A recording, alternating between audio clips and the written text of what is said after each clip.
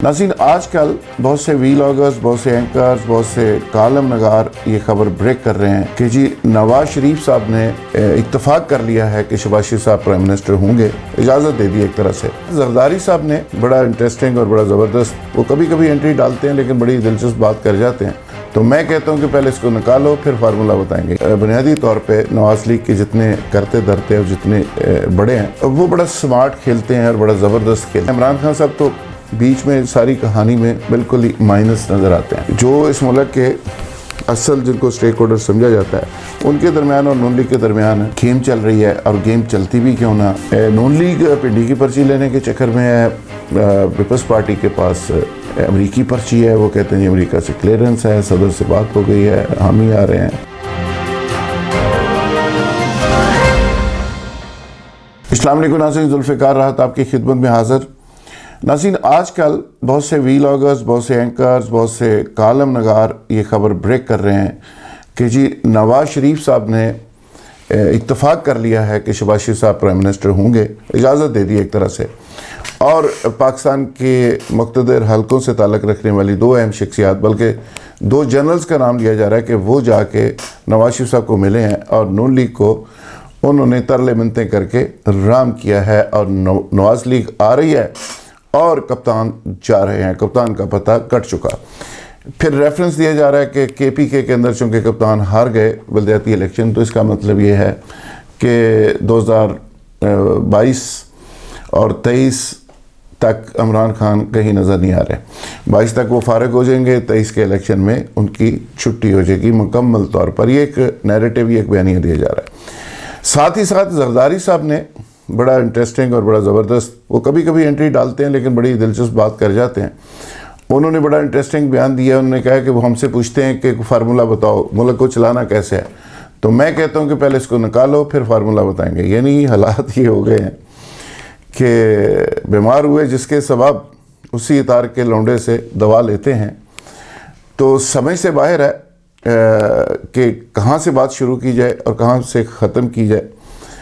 मैं कोशिश करूँगा कि अपने तज़िये की बुनियाद के ऊपर कुछ फैक्ट्स आपसे शेयर करूँ, लेकिन आगे बढ़ने से पहले मेरी रिक्वेस्ट है कि आप मेरे चैनल को सब्सक्राइब ज़रूर कर लें ताकि बर वक्त नोटिफिकेशन आपको मिलते रहें। नाज़रीन, जहाँ तक नवाज लीग की डील का ताल्लुक़ है, मेरा ख्याल है कि नवाज लीग पिछले 3 सालों में इतना कुछ हासिल कर चुकी है इस डील के चक्कर में। और नवाज लीग बुनियादी तौर पे नवाज लीग के जितने करते धरते और जितने बड़े हैं वो बड़ा स्मार्ट खेलते हैं और बड़ा ज़बरदस्त खेलते हैं। यानी उन्होंने पाकिस्तान के मुक़्तदर हलकों से इक़्तिदार तो नहीं ले सके, लेकिन उनको अंगेज रखा, और अंगेज इस तरह से रखा कि जिसकी वजह से पीटीआई की गवर्नमेंट का तासर ही नहीं उभर सका कि पंजाब के अंदर या मरकज़ के अंदर पीटीआई की गवर्नमेंट आ चुकी है। हर वक्त उन्होंने ये इम्प्रेशन दिया, हर हफ्ते दिया, हर दिन दिया, हर महीने दिया कि हम आ रहे हैं।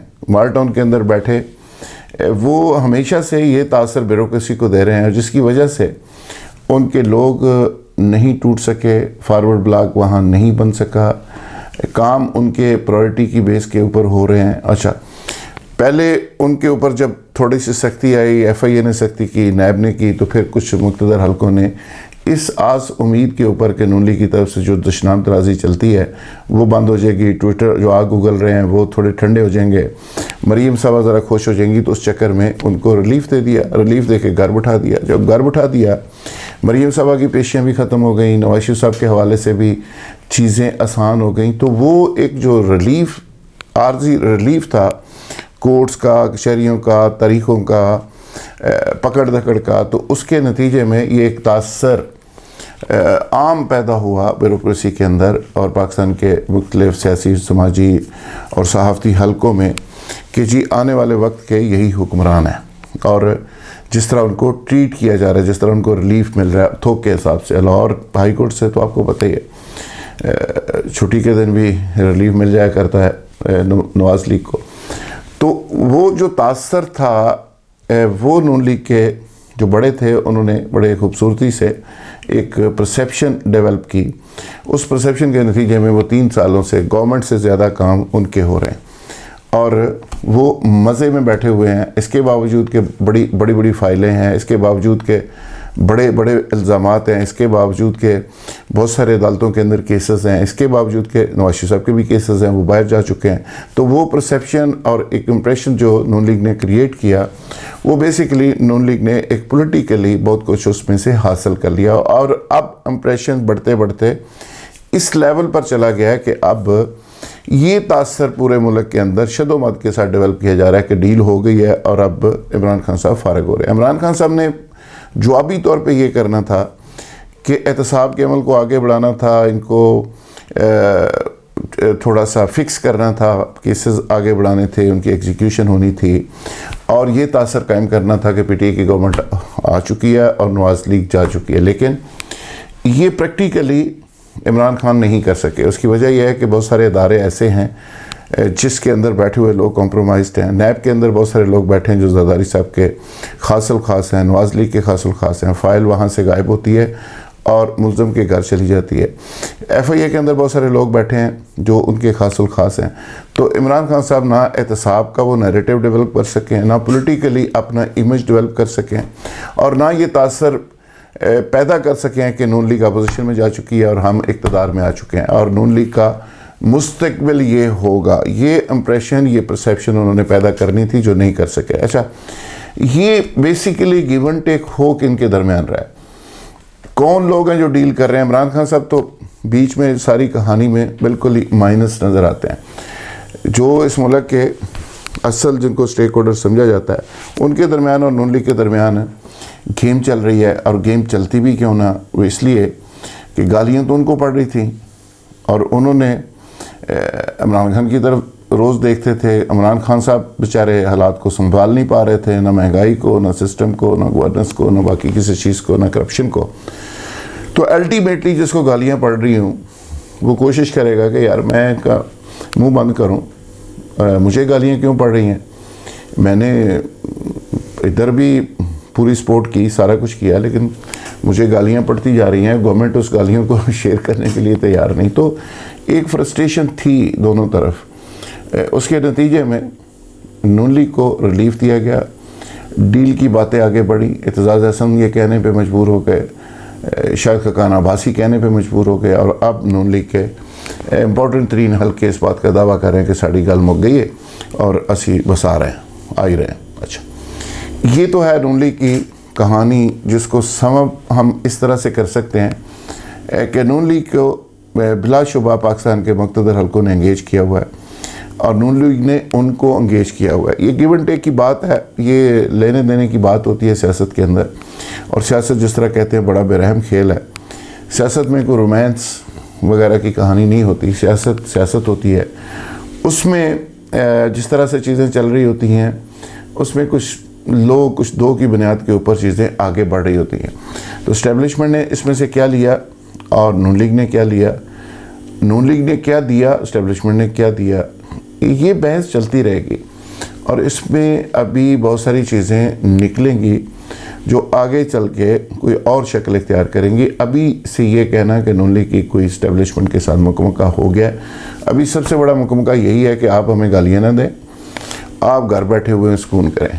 जो नैब के टिकर शिकर हैं वो बंद हैं, केसेस क्लोज हैं और नून लीग कंफर्टेबल है। नून लीग के लोग टूटे नहीं। देखिए, ये इतनी बड़ी सपोर्ट नून लीग को मिल गई है कि नून लीग के जो लोग टूट सकते थे हुकूमती एक्शन के नतीजे में, जबर के नतीजे में, इंतकाम के नतीजे में, एहतसाब के नैरेटिव के नतीजे में, वो सारी चीज़ें अगर रुक गई और जिनको रगड़ा लग गया वो भी कायम है और जिनको अभी नहीं लगा वो अपनी जगह पे बैठे हुए हैं। नून लीग अपने टिकट को कामयाबी की एक अलामत और ज़मानत समझती है।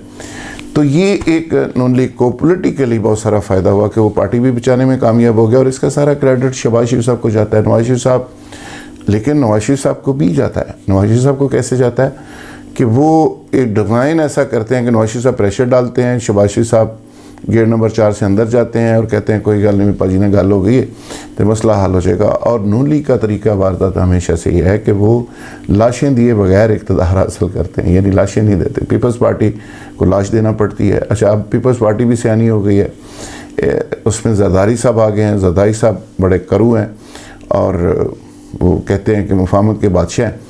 जरदारी साहब ने जो बात कही है कि जी हमसे पूछा जाता है कि बताएं मामला ठीक कैसे होंगे, तो हम कहते हैं कि इसको पहले निकालो तो फिर हमसे बात करो। तो अब अंदाज़ा करें कि पाकिस्तान की गवर्नेंस, पाकिस्तान के मामलात और पीटीआई की सूरत हाल और पीटीआई की पॉपुलैरिटी, कप्तान की गवर्नेंस, हुकूमत और जो लाने वाले हैं उनकी फ्रस्ट्रेशन का लेवल ये हो गया है कि अब जरदारी साहब ये कहते हैं कि हमसे पूछते हैं कि फार्मूला बताओ, तो हम कहते हैं कि इसको निकालो फिर फार्मूला बताएंगे। यानी ये सिचुएशन हो गई है और इसके बाद तो बस दुआ ही मांगी जा सकती है और इस मुल्क का अल्लाह ही हाफ़िज़ होगा। जरदारी साहब के पास क्या फार्मूला हो सकता है, नौशे साहब के पास क्या हो सकता है, बंदे भी वही हैं, IMF भी उधर है, वज़ीर भी वही हैं, जो पीपल्स पार्टी में होते हैं, जो नून लीग के होते हैं, जो PTI के अंदर है, वही वज़ीर ख़जाना है, वही टीम है, वही IMF है, वही कर्ज़े हैं, वही अमेरिका है। लेकिन जरदारी साहब के पास एक प्लस पॉइंट है, जरदारी साहब के पास अमेरिकी पर्ची भी है। नून लीग पिंडी की पर्ची लेने के चक्कर में है, पीपल्स पार्टी के पास अमेरिकी पर्ची है। वो कहते हैं जी अमेरिका से क्लियरेंस है, सदर से बात हो गई है, हम ही आ रहे हैं। पंजाब के अंदर डेरा वो डाल चुके हैं। 133 इलेक्शन में 33,000 वोट लेने के बाद पीपल्स पार्टी के बारे में दावा किया जा रहा है पीपल्स पार्टी की क़यादत की तरफ से कि हमें समझ लें कि इसका इजाज़त मिल गई है और हम क्वालिफाई कर गए हैं कि पंजाब के अंदर जो स्पेस क्रिएट होगी वो हम फिल करेंगे। और स्पेस क्रिएट कहाँ से होगी?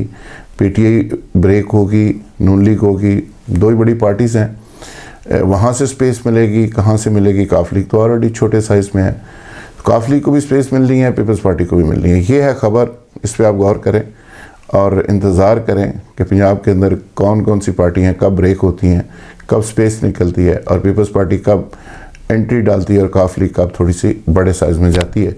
ये ख़बर है, इस पर आप नज़र रखें, मैं भी रखूँगा इंशाअल्लाह। बहुत शुक्रिया।